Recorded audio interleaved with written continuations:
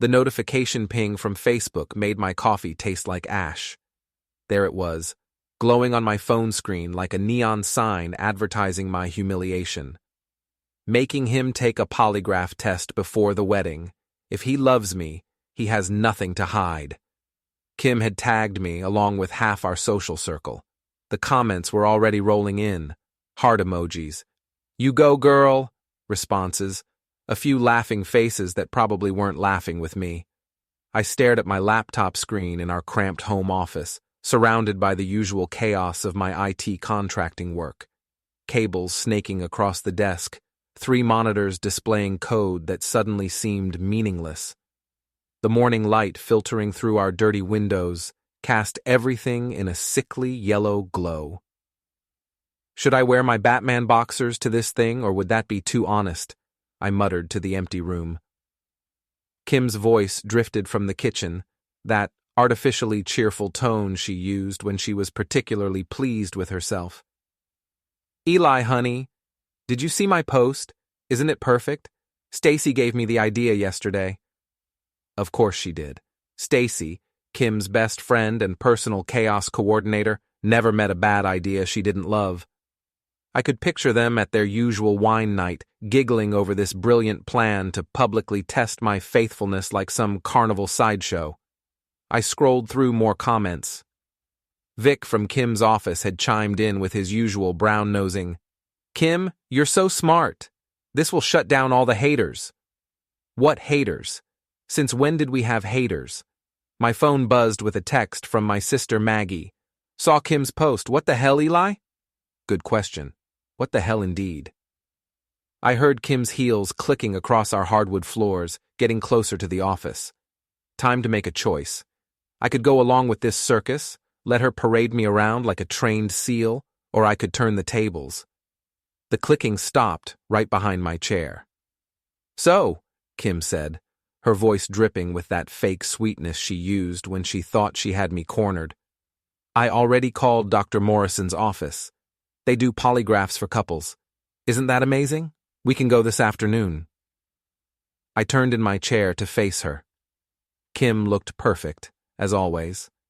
Her blonde hair was pulled back in that professional style she wore to her job at the fintech startup downtown. Her makeup was flawless, her smile practiced. She was wearing the blue dress I'd bought her for her birthday last month. "Great idea," I said, reaching for my phone. "Absolutely brilliant." Her smile widened. She thought she'd won already. I opened Facebook and started typing. "You know what? You're right. Complete transparency is exactly what we need." Kim leaned over my shoulder to read as I typed. "Kim's idea is perfect. Total honesty before we tie the knot. I've scheduled 2 appointments at Morrison Polygraph Services. Kim goes first at 2 p.m. today, then me at 4 p.m. Can't wait to clear the air." Truth matters both ways. I hit post before she could stop me. The color drained from Kim's face. "Eli, what are you doing?" "Following your lead, sweetheart. If we're going to do this truth thing, we might as well do it right." Before we dive deeper into this story, I have one small request. Please subscribe, drop a like, comment, and hit that hype button to boost this channel so more people can discover these incredible Reddit stories. My phone immediately started buzzing with notifications. Comments were pouring in faster than I could read them, but I caught a few. "Fair is fair," and "plot twist," and my personal favorite from my buddy Mike. This just got interesting. Kim's hands were shaking slightly as she reached for her own phone. "I don't need to take a polygraph. This was about you." "Why? Got something to hide?" She laughed, but it sounded forced. "Don't be ridiculous. I just think it's unnecessary." "Then it should be easy." I stood up and grabbed my keys from the desk. "I'll drive. We can grab lunch first. Make a real date out of it." The polygraph office was in a strip mall between a dry cleaner and a tax preparation service. Dr. Morrison turned out to be a thin man in his 60s with wire-rimmed glasses and the demeanor of someone who'd heard every lie imaginable. Kim sat in the waiting room, scrolling through her phone with increasing agitation while I filled out paperwork. She kept glancing at the door like she was planning an escape route. "Mrs. Franklin?" Dr. Morrison called from the doorway to his office. "We're ready for you." Kim's smile was brittle as glass. "Actually, I think there's been a misunderstanding. I don't really need— It'll be quick," Dr. Morrison said. "Standard relationship questionnaire. Have you been faithful to your partner? Any emotional affairs? Any deception about finances or major decisions? Very routine." I settled back in my chair and picked up a magazine. "I'll wait right here, honey." "Take your time." 20 minutes later, Kim emerged from the office looking like she'd been through a blender. Her perfect makeup was smudged, and there were damp patches on her blue dress. Dr. Morrison followed her out, his expression professionally neutral. "Mr. Franklin? Your turn." I passed Kim in the doorway. She grabbed my arm. "Eli, let's just go home. This is stupid." "Can't back out now," I said. "What would people think?" The polygraph itself was anticlimactic. Dr. Morrison attached the sensors, asked his questions, and I answered honestly. Yes, I'd been faithful. No, I hadn't hidden any major purchases. No, I hadn't been planning to leave her. When we finished, Dr. Morrison handed me a sealed envelope. "Results will be ready in an hour. You can pick them up or I can mail them." "We'll wait," I said. Kim spent that hour pacing the parking lot, making phone calls. I caught fragments. "It's not what you think, and he's being crazy, and I don't know what to do."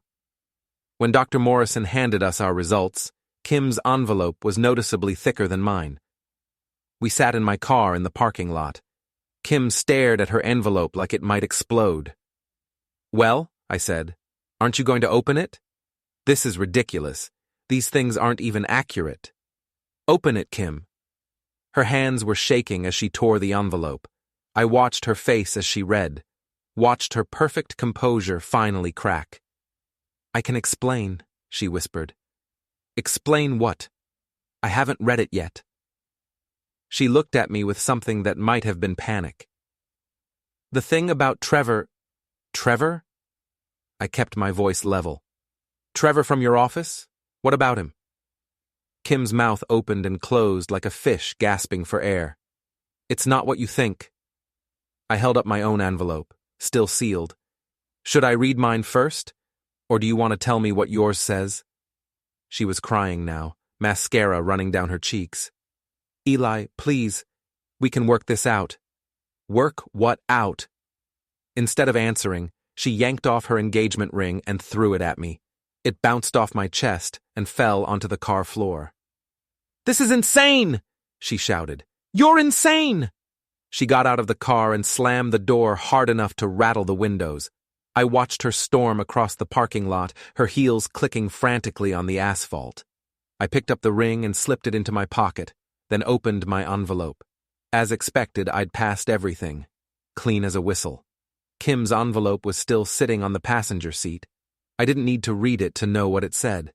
Her reaction had told me everything. My phone buzzed with a text from Mike. "Dude, Kim just posted that the wedding's off. What happened?" I started the car and pulled out of the parking lot. In my rearview mirror, I could see Kim standing by the bus stop, still crying. Just getting started, I said to myself. The dugout was exactly the kind of place where secrets went to reproduce. Dim lighting, sticky floors, and a bartender who'd heard every sob story in town. I'd been coming here for 3 years, ever since Kim and I moved to this corner of Maine, and Delilah behind the bar knew everyone's business better than the local newspaper. I pushed through the heavy wooden door and was hit with the familiar smell of stale beer and fried food. It was only 6 p.m., but the after-work crowd was already settling in for the evening's entertainment. Well, Delilah called from behind the bar. She was a woman in her 50s, with silver-streaked hair and eyes that missed nothing. "If it isn't the man of the hour. Heard you caused quite a stir today." I slid onto my usual bar stool. "News travels fast." "Honey, in a town this size, news travels at light speed. Your fiancé's been posting updates every 20 minutes. According to Facebook, you've lost your mind. You're having a midlife crisis, and you probably cheated on your last business trip to Boston. Boston? I accepted the beer Delilah slid across the bar. I was in Portland, for one day, installing servers at a dental office. Details, details. Delilah leaned against the bar. So, what really happened at that polygraph place? Before I could answer, the door opened and Stacy walked in, followed by Vic. They spotted me immediately and made a beeline for the bar, their faces set in identical expressions of righteous indignation. "There he is," Stacy announced loudly enough for half the bar to hear. "The man who humiliated our poor Kim." Stacy was everything Kim pretended to be, wild, unpredictable, and completely without filter. She had red hair that looked like she'd stuck her finger in an electrical socket, and wore clothes that were always just a little too tight, a little too bright. Vic nodded along like a bobblehead doll. He was one of those guys who tried too hard to be everyone's friend, especially Kim's.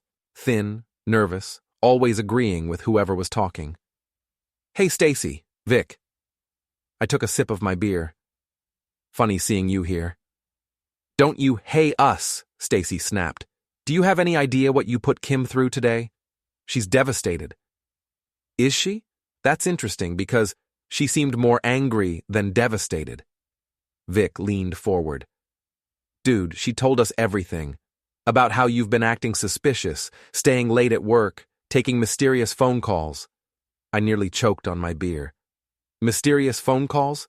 I'm an IT contractor. All my phone calls are about servers and network configurations." "That's exactly what someone having an affair would say," Stacy declared. Delilah snorted. "Stacy, honey, if Eli was having an affair with a server, I think we'd have bigger problems." A few people at nearby tables chuckled. Stacy's face flushed red. "This isn't funny," she said. "Kim is our friend, and she doesn't deserve this." "Deserve what exactly?" "Taking the same test she wanted me to take?" "That's different," Vic said. "She's not the one who what?" I interrupted. "Who failed the polygraph?" The bar went quiet. Even the jukebox seemed to pause between songs. Stacy's mouth opened and closed. "She didn't fail anything. Those tests are unreliable anyway." "Then why did she want me to take one?" "Because," Stacy faltered. "Because she had concerns." "About what? My mysterious phone calls about router configurations?" My phone buzzed. A text from an unknown number. "Check your email, now." I excused myself and stepped outside. The email was from a throwaway account, no name attached. The subject line read, "Thought you should know." Inside was a single photo, taken through what looked like an apartment window. Kim's blonde hair was unmistakable, and she was definitely not alone. The man with her was tall, dark-haired, wearing an expensive-looking shirt. Trevor. I stared at the photo for a long moment, feeling something cold settle in my stomach. Not surprise, exactly. More like confirmation. When I went back inside, Stacy and Vic were still holding court at the bar, telling anyone who'd listen about my bizarre behavior and Kim's trauma. "The poor girl is at home crying her eyes out," Stacy was saying, "and he's here drinking like nothing happened." "Actually," I said, sliding back onto my stool, "I don't think she's home." Stacy spun around. "What's that supposed to mean?" I held up my phone, showing the photo. "I think she's at Trevor's place. You know, Trevor from her office, the guy she mentioned during her polygraph." The color drained from Vic's face. "Dude, that could be anyone." "Could be, but it's not." I pocketed the phone. Funny thing about polygraphs, they're pretty good at detecting deception, especially when someone's been lying for months. Stacy grabbed Vic's arm. "We should go." "Good idea," I said. "Tell Kim I said hi, and tell her I'll be keeping the ring for now, you know, as evidence." They practically ran for the door. The bar stayed quiet for a moment after they left, then gradually returned to normal conversation levels. Delilah refilled my beer without being asked. "So," she said quietly, "how long have you known?" Suspected for about 2 months. Knew for sure about 30 minutes ago. What are you going to do about it? I thought about Kim's Facebook post, her smug confidence that she could publicly humiliate me and get away with it. I thought about Stacy and Vic spreading lies about mysterious phone calls and suspicious behavior. I'm going to return the favor, I said. Revenge? Justice. There's a difference. Delilah studied my face. Be careful, Eli. This town loves a good scandal, but it also loves to pick sides. Make sure you're on the right one. I finished my beer and left a 20 on the bar. I'm not picking sides, Delilah. I'm ending the game. Outside, the evening air was cool and damp. I sat in my car for a few minutes, thinking. Kim had started this war with a public challenge. She'd tried to humiliate me, expose me, make me look like a cheater and a liar. But she'd made one crucial mistake. She'd assumed I actually had something to hide. I pulled out my phone and opened Facebook. Kim's latest post was a masterpiece of manipulation. Sometimes the people we trust most are the ones who hurt us deepest. Feeling grateful for true friends who stand by me during difficult times. Heartbroken, moving forward. The comments were predictably supportive. Lots of heart emojis and stay strong messages. A few people asking what happened. But Kim was playing the victim perfectly. Just enough detail to generate sympathy, not enough to invite questions. I started typing my own post. Interesting evening. Amazing how quickly the truth comes out when you know where to look. Some people think they're clever, but technology doesn't lie, neither do polygraphs. More details soon. Truth matters, stay tuned. I hesitated for a moment before hitting post. Once I pressed that button, there was no going back. This would escalate things beyond simple relationship drama. But Kim had fired the first shot. She'd made this public, made it a game. Time to show her how the game was really played. I hit post and started the car. My house felt different when I got home. Not physically. The same cluttered living room, the same stack of technical manuals on the coffee table, the same view of our neighbor's overgrown hedge through the front window. But the silence had weight to it now, like the pause before thunder. Kim's stuff was still everywhere. Her coffee mug on the kitchen counter, lipstick stained and half full, her laptop bag by the front door, a pile of her work clothes draped over the bedroom chair. It was like she'd just stepped out and would be back any minute, except we both knew she wouldn't. I settled at my desk with a fresh cup of coffee and opened my laptop. Time to do what I did best, gather information. Kim wasn't particularly tech-savvy, which had always been both endearing and frustrating.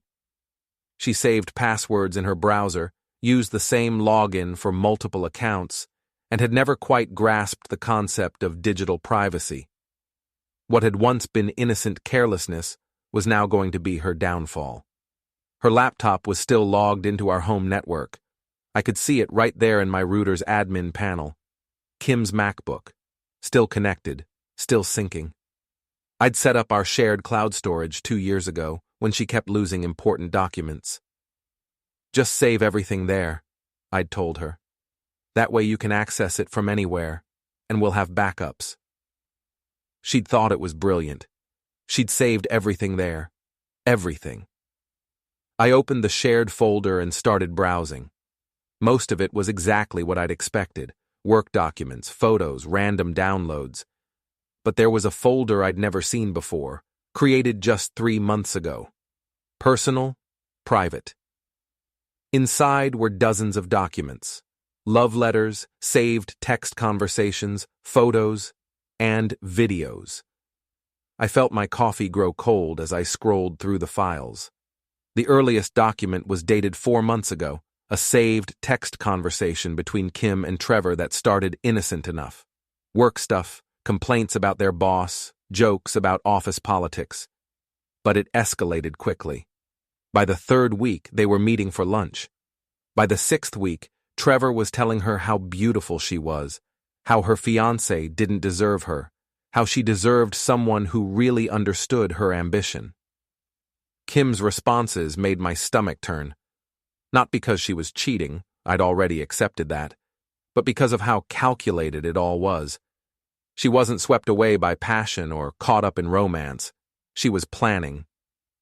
"Eli will never amount to anything," she'd written in one message. "He's content fixing other people's computers for the rest of his life. You get it. You understand what it means to want more." Trevor's reply: "You deserve someone who matches your energy. When are you going to stop settling?" There were photos, too. Kim and Trevor at restaurants I'd never been to, in his apartment, in what looked like a hotel room. She was wearing the necklace I'd given her for Christmas in half of them.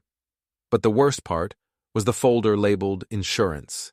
Inside were videos, Kim and Trevor discussing their relationship strategy, how they'd handle things when she finally left me, how they'd spin it to make me look like the bad guy, how Trevor's connections at the company could help Kim advance her career once she was free of her anchor. That's what she called me, her anchor. In one video, Trevor was coaching her on what to say if I ever got suspicious. "Just flip it around," he advised. "Make him defensive. Accuse him of not trusting you. Better yet, accuse him of cheating. People always assume the person making accusations is innocent." Kim had laughed. "That's brilliant. He's so honest, he'll get flustered and look guilty even though he's not." They'd planned the whole thing. The polygraph idea hadn't come from Stacy. It had come from Trevor. It was supposed to be the final humiliation, the public proof that I was the untrustworthy one. They'd expected me to fail, or at least to look bad trying to pass. They'd never considered that I might turn it around on her. I sat back in my chair, staring at the screen. 4 months of planning, 4 months of lies, 4 months of Kim coming home to me every night, kissing me hello, asking about my day, all while plotting my public destruction. My phone buzzed. A text from Kim. "We need to talk. This has gone far enough." I looked at the message for a long moment, then deleted it without responding. Instead, I opened a new document and started typing. If Kim wanted to play games, I'd give her a game, but we'd play by my rules now. I spent the next 2 hours organizing everything. Screenshots of the text conversations, copies of the photos, transcripts of the videos. I created a timeline, cross-referenced dates with my own calendar, built a comprehensive picture of their affair. But I also did something else. I researched Trevor. Social media made it easy. Trevor Marsh, 34, sales manager at Pinnacle Financial Solutions. Graduated from University of Maine with a business degree. Drove a Tesla Model 3, lived in a downtown apartment, and based on his Instagram posts, spent most of his free time at expensive restaurants and craft cocktail bars. He was also engaged. Her name was Jessica, and she was a nurse at the local hospital. Pretty, blonde, smiled a lot in photos. She'd been posting pictures of her engagement ring just last month, gushing about wedding plans and how lucky she was to have found the perfect guy. Trevor hadn't mentioned Jessica in any of his conversations with Kim. Neither had Kim asked about her. I saved Jessica's contact information and kept digging. Trevor's LinkedIn profile showed he'd been promoted twice in the past year. His supervisor, Kim's boss, David Chen. Small world. I cross-referenced the dates of Trevor's promotions with Kim's calendar. She'd had late meetings with David Chen on both occasions, meetings that had lasted well past normal business hours. The insurance folder suddenly made more sense. Kim wasn't just cheating with Trevor, she was positioning herself for career advancement. Trevor was her ticket to the inner circle at Pinnacle Financial, and David Chen was apparently part of the arrangement. This wasn't just an affair, it was a conspiracy. My phone rang, Kim's number. I let it go to voicemail. She called again, immediately, and again. Finally, I answered. "Eli, thank God, we need to talk." "Do we?" "Yes, this whole thing has gotten out of hand. I know you're upset, but I'm not upset, Kim. I'm impressed." Silence. Impressed? 4 months of planning, the polygraph scheme, the career advancement angle, Trevor's engagement that you conveniently forgot to mention. It's actually quite sophisticated. More silence. I don't know what you're talking about. Sure you do. You saved it all in our shared cloud storage. Every text, every photo, every video, including the ones where Trevor coaches you on how to gaslight me. I heard her sharp intake of breath. Eli, I can explain. No need. It's all very clear. You wanted out of our relationship, but you needed to make me the villain. The polygraph was supposed to be the final act, the public proof that I was the cheater, except you forgot one thing. What? I'm actually faithful. And you're not.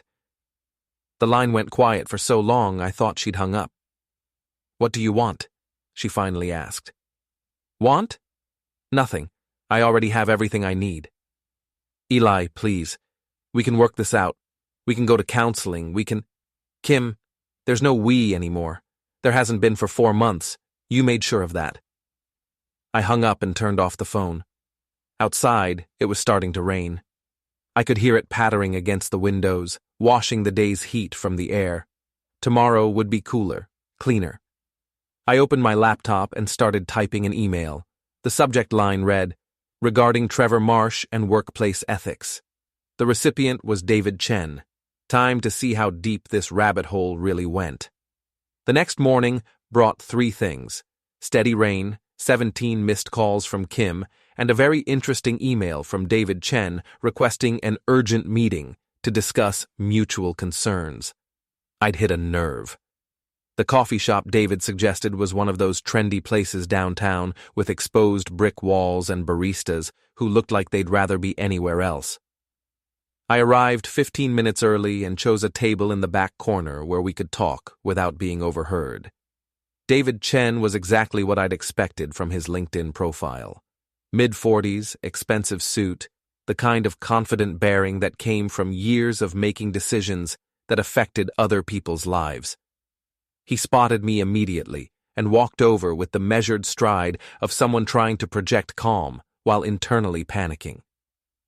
"Mr. Franklin," he extended a hand. "Thank you for meeting me. Call me Eli." I gestured to the empty chair across from me. "Coffee?" "I'm fine." He sat down and immediately leaned forward. "I think there's been some kind of misunderstanding." "About what?" "About my relationship with Kim, and with Trevor." "What kind of relationship do you have with them?" David's jaw tightened. "Professional. Strictly professional." I pulled out my phone and scrolled to one of the photos I'd found in Kim's files. It showed her, Trevor, and David at what looked like an expensive restaurant, all 3 of them laughing at something off camera. Kim was wearing a dress I'd never seen before. "This looks pretty friendly for a professional relationship," I said, turning the phone so David could see it. His face went pale.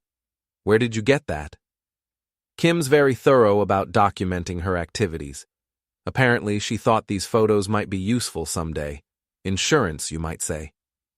David stared at the photo for a long moment. "What do you want?" "Just the truth. How long has this been going on?" "There's nothing going on. Kim and Trevor work for me. We occasionally have team dinners. Team dinners where you discuss strategy for ruining people's lives." That stopped him cold. "I don't know what you're talking about." I scrolled to another photo, this one showing David and Kim alone at what appeared to be a hotel bar. Kim was leaning close to him, her hand on his arm. "This was taken 6 weeks ago," I said. "The same night Trevor got his promotion. Interesting timing." David's hands were shaking slightly as he reached for his coffee cup. "You don't understand the situation." "Then explain it to me." He looked around the coffee shop, making sure no one was listening. "Kim is persuasive. She has a way of making people believe her ideas are their own." "What ideas?" "The polygraph thing. That was her idea, but she convinced Trevor it came from him. She wanted to create a public scandal, make you look unstable, unreliable." "Why?" David hesitated. "She said you were holding her back, that you didn't support her ambitions, that you were content to stay small while she wanted to grow. And you believed her?" "I believed she was unhappy. I believed she deserved better opportunities." "So you gave them to her." I gave her chances to prove herself, the same chances I'd give any ambitious employee. I scrolled to another photo, this one showing Kim and David in what was clearly his office, after hours, both of them looking very cozy. "This doesn't look like a performance review," I said. David closed his eyes. "How much do you want?" "Excuse me?" "To keep quiet about this. How much?" I almost laughed. "You think this is about money? Isn't it always?" "No, David. Sometimes it's about justice." I put my phone away and leaned back in my chair. "Here's what's going to happen. You're going to go back to your office and think very carefully about the choices you've made, about whether Kim Franklin is really the kind of employee you want representing your company, about whether Trevor Marsh earned his promotions through merit or through other means. And if I don't? Then everyone gets to see the photos, your wife, your boss, your board of directors. The local business journal would probably find it interesting too. Successful executive, workplace relationships, questions about promotion practices." David stood up abruptly. "This is extortion." "No, this is consequences. Kim wanted to play games with people's reputations.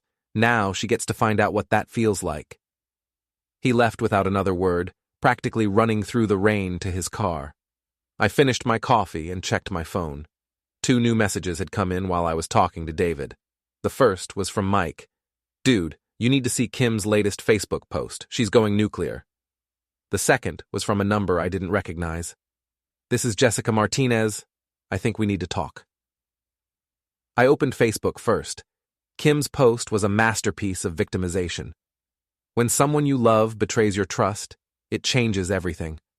I'm learning that the person I thought I knew was capable of stalking, harassment, and manipulation. To my friends and family, please be careful what you share with certain people. Some individuals will use your kindness against you. Stay strong, toxic relationships, moving on. The comments were predictably supportive, but I noticed something interesting. Several people were asking for specifics, wanting to know what exactly I'd done. Kim wasn't providing details, just vague references to harassment and manipulation. She was fishing, trying to see how much I actually knew. I called the unknown number. "Jessica Martinez. This is Eli Franklin. You wanted to talk?" "Yes." Her voice was tight with controlled anger. "I think we have a mutual problem." "Trevor?" "Among other things. Can we meet? Somewhere private?" "How about Riverside Park, by the gazebo? 1 hour." "I'll be there." The rain had stopped by the time I reached the park, leaving everything clean and glistening. Jessica was already waiting by the gazebo, a small woman with blonde hair and tired eyes. She looked like she'd been crying recently. "Thank you for meeting me," she said as I approached. "How did you get my number?" "Trevor's phone. He left it unlocked last night." She held up her own phone, showing a screenshot of a text conversation. "He's been talking to someone named Kim, a lot." "What did you find?" "Everything. Photos, videos, plans. They've been laughing about us, Eli, about how stupid we are, how easy we are to manipulate."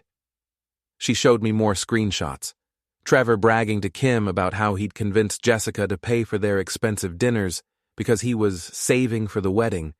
Kim laughing about how I did all the housework while she focused on more important things. "There's more," Jessica said. "Trevor's been skimming money from his expense account. Small amounts, but consistent. He's been using company funds to pay for their dates." "Can you prove it?" I copied everything before he got home. Photos, receipts, bank statements. He's not as careful as he thinks he is. We sat on a bench facing the river. The water was high from the recent rain, moving fast and dark between the banks. "What do you want to do about this?" I asked.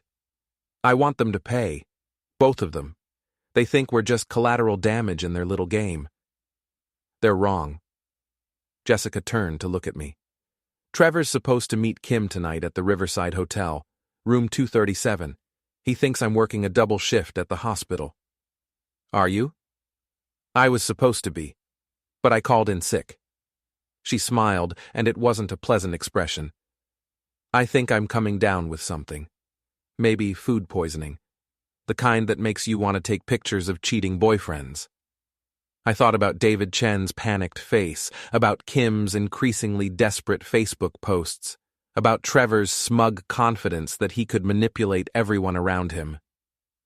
"Jessica," I said, "I think this is the beginning of a beautiful friendship." The Riverside Hotel wasn't the kind of place you'd take someone you loved. It was the kind of place you took someone you were using. Faded carpets, flickering fluorescent lights, and a desk clerk who'd clearly stopped caring about customer service sometime in the previous decade. Jessica and I sat in my car in the parking lot, watching Trevor's Tesla pull up to the front entrance. He was 20 minutes early, probably wanting to make sure the room was ready for his performance. "There he is," Jessica said, her voice flat with disgust. "Right on time." Trevor looked exactly like his photos. Tall, well-dressed, the kind of confident swagger that came from never having faced real consequences. He was carrying a bottle of wine and what looked like takeout from an expensive restaurant. "Classy," I muttered. "That's the wine I bought him for his birthday last month," Jessica said. "He told me he was saving it for a special occasion." We waited another 15 minutes before Kim's car appeared. She parked 3 spaces away from Trevor's Tesla and sat there for a moment, checking her makeup in the rearview mirror. "She looks nervous," Jessica observed. "She should be." Kim got out of her car and walked quickly toward the hotel entrance, her heels clicking on the wet pavement. She was wearing the red dress she'd bought for our anniversary dinner last year. "Okay," Jessica said, checking her camera equipment. "Give me 10 minutes to get into position, then you can start phase 2. Jessica had turned out to be remarkably well prepared for amateur surveillance. She'd brought a professional-grade camera with a telephoto lens, plus backup equipment, and a detailed plan for documenting everything without being detected. "Nursing school," she'd explained when I'd asked about her skills. "You learn to be observant, methodical, and prepared for emergencies." I watched her disappear into the hotel, then pulled out my phone and dialed David Chen's number. "David, it's Eli Franklin. I told you, I'm not—" "Room 237, Riverside Hotel. Right now. You might want to get down here before this gets more public." "What are you talking about?" "Your star employees are having their strategy meeting. The one where they plan how to destroy people's lives. I thought you might want to see what you're really paying for." I hung up before he could respond. Next, I called Trevor's office and asked for his supervisor. "This is Mark Stevens." "Mr. Stevens, this is Eli Franklin. I'm calling about Trevor Marsh's expense account irregularities." "I'm sorry, who is this?" "Someone with documentation showing that Trevor's been using company funds for personal expenses, specifically romantic dinners with a coworker. I thought you should know before it becomes a legal issue." There was a long pause. "Can you prove this?" "Photos, receipts, bank records, everything you'd need for a thorough investigation." "Where are you?" "Riverside Hotel, room 237. But you might want to hurry. Things are about to get complicated." I made one more call, this one to Kim's parents. "Mrs. Peterson? This is Eli. I'm sorry to bother you, but I thought you should know that Kim's been lying to you about our relationship." Kim's mother had never liked me, but she was a practical woman who valued honesty above social niceties. "What kind of lies?" "The kind that involve adultery, workplace manipulation, and fraud. She's at the Riverside Hotel right now with her lover, planning how to destroy more lives." "That's a serious accusation, Eli." "I have proof. Photos, videos, financial records, everything." Another pause. "Send me the address." By the time I'd finished making calls, Jessica was texting me updates from inside the hotel. "They're definitely in 237, heard Kim's voice through the door. Trevor's bragging about something." "David Chen just pulled into the parking lot," I texted back, "along with someone who looks like Trevor's boss." "Kim's parents just arrived too. This is about to get interesting." I got out of my car and walked toward the hotel entrance. Through the lobby windows, I could see David Chen talking urgently with a man in an expensive suit who looked like he'd rather be anywhere else. Kim's parents were at the front desk, her mother's face set in the expression of someone about to deliver divine justice. I walked into the lobby just as the elevator doors opened and Jessica emerged, camera in hand. "Perfect timing," she said quietly. "They're just finishing up their planning session.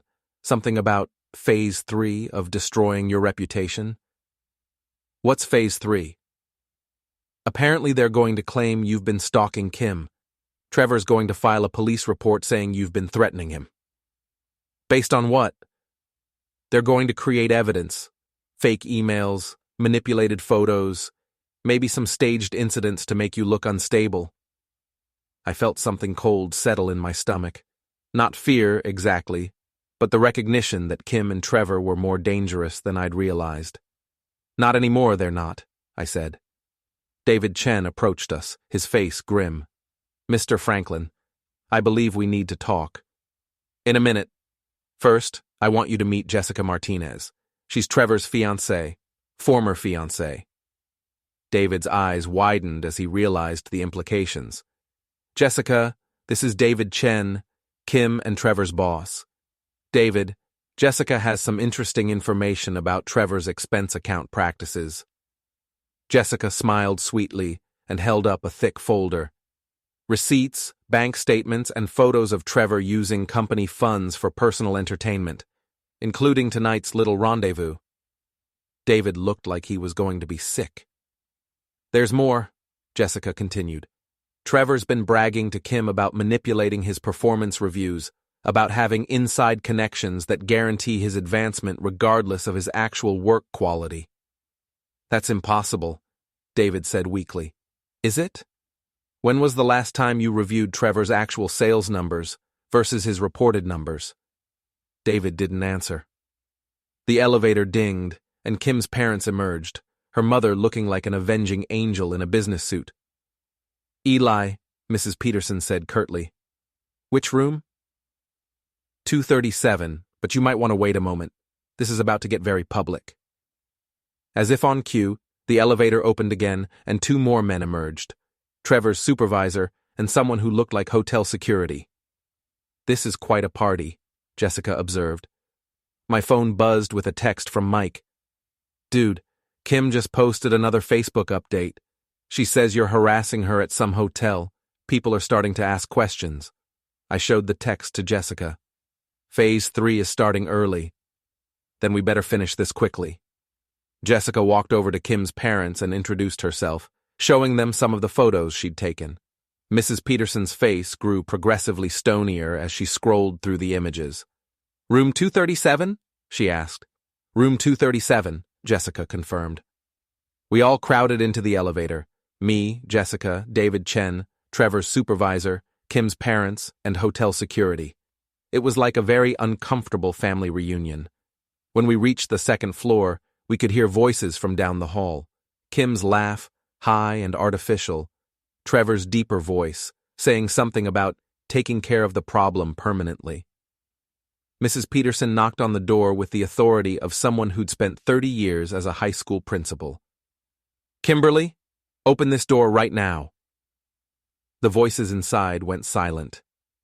"Kim, we know you're in there," I called, along with Trevor, the wine Jessica bought him, and probably a detailed plan for framing me for harassment. More silence. Hotel security stepped forward with a key card. "Sir, we're going to need to open this door." "Wait," David Chen said. "Before we do this, I want everyone to understand that Pinnacle Financial Solutions does not tolerate workplace harassment, fraud, or any form of—" The door opened. Kim stood there in her red dress, her face pale with shock. Behind her, Trevor was frantically trying to hide what looked like a laptop and several folders. "Mother?" Kim's voice was barely a whisper. "Hello, sweetheart," Mrs. Peterson said coldly. "I think we need to have a conversation." The hotel room fell silent except for the sound of Trevor's laptop snapping shut and the rustle of papers being hastily shoved into folders. Kim stood frozen in the doorway, her face cycling through emotions like a broken slot machine. Shock, fear, anger, and something that might have been calculation. "This isn't what it looks like," she said finally, her voice artificially bright. "Really?" Mrs. Peterson stepped into the room, her gaze taking in the wine, the takeout containers, the hastily hidden documents. "Because it looks like my daughter is in a hotel room with a man who isn't her fiancé, planning something that required extensive documentation." Trevor stood up from behind the bed, his confident swagger completely gone. "Mrs. Peterson, I can explain." "Can you?" Jessica pushed past the crowd in the doorway, her camera ready. "Can you explain why you've been using company funds to pay for these little meetings? Or why you told Kim that your fiancé was too stupid to notice your affair?" Trevor's face went white. "Jessica, what are you doing here?" "Learning the truth about the man I was going to marry." She held up her camera. "Say cheese, Trevor." The flash went off, capturing Trevor's expression of pure panic and Kim's desperate attempt to block the lens with her hand. "Stop taking pictures!" Kim shouted. "This is harassment!" "No," I said, stepping into the room. "This is documentation. There's a difference." David Chen cleared his throat. "Kim, Trevor, as your supervisor, I need to inform you that Pinnacle Financial is conducting an immediate investigation into workplace conduct violations and potential fraud." "Fraud?" Kim's voice cracked slightly. Trevor's supervisor, who'd been quietly observing from the hallway, finally spoke up. "Trevor, you're suspended pending a full audit of your expense accounts and sales reports. Please surrender your company credit card and any confidential documents." "This is ridiculous," Trevor blustered. "You can't just—" "Actually, we can." The supervisor held out his hand. "Credit card. Now." While Trevor fumbled for his wallet, I pulled out my phone and opened the folder of screenshots I'd prepared. "Kim," I said, "remember when you posted that I was harassing you? That I was stalking you and making threats? You are harassing me. Look around. You brought all these people here to humiliate me. Actually, I just made some phone calls. Everyone else chose to come here on their own." I held up my phone. "But since you mentioned harassment, maybe we should talk about your plan for Phase 3. Kim's eyes widened. "I don't know what you're talking about." "Phase 3. The part where you and Trevor were going to create fake evidence of me stalking you. Manipulated emails, staged incidents, false police reports. Ring any bells?" The room went completely silent. Even Trevor stopped digging through his wallet. "That's a serious accusation," David Chen said quietly. "It's also well documented." Jessica stepped forward with her own phone. Trevor recorded their entire conversation tonight. He was bragging about how easy it would be to destroy Eli's credibility permanently. She pressed play on an audio file. Trevor's voice filled the room, clear and unmistakable. "The beauty of it is, once we file the police report, no one will believe anything he says. We'll have him labeled as an unstable stalker. His business reputation will be ruined." Kim's voice responded, "And then I can play the victim perfectly." Poor Kim, terrorized by her crazy ex-fiancé. Mrs. Peterson's face had gone from stern to thunderous. "Kimberly Marie Peterson, what have you become?" "Mom, I can explain." "Explain what?" "Explain how you planned to destroy an innocent man's life. Explain how you've been lying to everyone who loves you." Kim started crying, but they weren't tears of remorse. They were tears of frustration, of a plan falling apart. "You don't understand," she sobbed. "Eli was holding me back. He was content to stay small forever, and I have ambitions. I have dreams." "So you decided to destroy him." "I decided to free myself." "By committing fraud." Trevor's supervisor held up the company credit card Trevor had finally surrendered. "By manipulating performance reviews? By planning to file false police reports?" Trevor finally found his voice. "Now wait just a minute. We never actually filed any false reports." "No, you just planned to. And recorded yourselves planning to. Jessica smiled coldly. Which, by the way, is conspiracy to commit fraud and filing a false police report. That's not a real law, Kim said desperately. Actually, it is, Mrs. Peterson replied. I may be retired, but I still remember my criminal law classes. David Chen stepped forward. Kim, Trevor, effective immediately. You're both terminated from Pinnacle Financial. Security will escort you out tomorrow to collect your personal belongings. You can't do this, Kim protested. I have rights. I have contracts. You have a termination clause that covers fraud and workplace misconduct. I'd suggest you read it carefully. Trevor tried one last desperate play. This is all her idea. I was just going along with it. I never wanted to hurt anyone. Kim spun around to stare at him. Are you kidding me? You're throwing me under the bus? I'm trying to salvage what's left of my career. Your career? Your career is over. We're both finished. Speak for yourself, Jessica laughed, a sound with no humor in it. Trevor, honey, you're engaged to a nurse. Do you know what happens to people who commit fraud? They get arrested. Do you know what happens to people who get arrested? They don't get to marry nurses because nurses have to pass background checks. Trevor's face crumpled. Jessica, please. We can work this out. Work what out? The affair? The fraud? The plan to destroy innocent people? Jessica held up her left hand, showing her bare ring finger. I flushed your ring down the toilet this morning, right after I called your mother and told her what kind of man she raised. The room erupted in chaos. Kim was screaming at Trevor for betraying her. Trevor was pleading with Jessica to reconsider. Mrs. Peterson was demanding answers from Kim. David Chen was on his phone with what sounded like the company's legal department. Through it all, I stood quietly by the door, watching the collapse of Kim's carefully constructed world. Hotel security finally stepped in. Folks, we're going to need you to take this somewhere else. Other guests are complaining about the noise. As we filed out of the room, Kim grabbed my arm. Eli, please, we can fix this. We can go back to how things were. I looked at her, really looked at her, for what I realized would probably be the last time.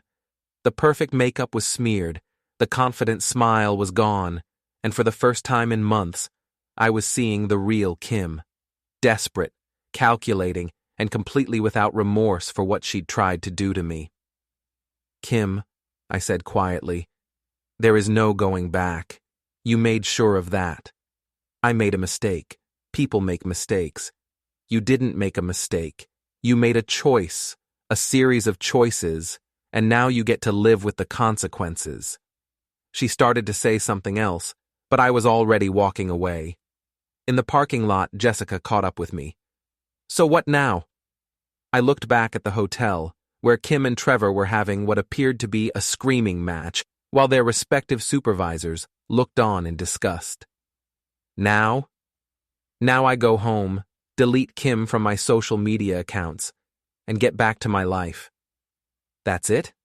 After everything they tried to do to you? I smiled. Jessica, look around. Kim just lost her job, her reputation, her family's respect, and her future. Trevor lost his job, his fiancée, and probably his career. They destroyed themselves. But what about justice? This is justice. They wanted to play games with people's lives, and they lost. The best part? I didn't have to become like them to win. Jessica nodded slowly. You know what? You're right. This is better than revenge. Much better. We stood there for a moment, watching Kim and Trevor's world collapse in real time. Want to get some coffee? Jessica asked. I feel like celebrating. Coffee sounds perfect. As we walked toward our cars, my phone buzzed with a notification. Someone had tagged me in a Facebook post. It was Mike. Sometimes the truth really does set you free. Proud of my friend Eli Franklin for handling a bad situation with class and dignity. Truth wins real friends. I smiled and put the phone away without reading the comments. For the first time in months, I didn't care what people were saying about me online. The rain had stopped, and the evening air was clean and cool. Tomorrow would be a new day, and for the first time in a long time, I was looking forward to it. Behind us, Kim's voice carried across the parking lot. "This isn't over, Eli! This isn't over!" But it was over.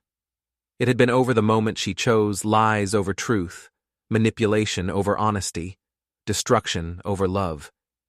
I got in my car and drove home, leaving Kim and Trevor to face the consequences of their choices alone. The house felt different when I walked in, lighter somehow, cleaner. I gathered up Kim's belongings, her coffee mug, her laptop bag, her work clothes, and packed them neatly in boxes. Tomorrow, I'd drop them off at her mother's house. Then I sat down at my computer and did something I'd been putting off for months. I updated my business website, added some new services I'd been considering, and started planning for the future. A future that was finally, completely mine.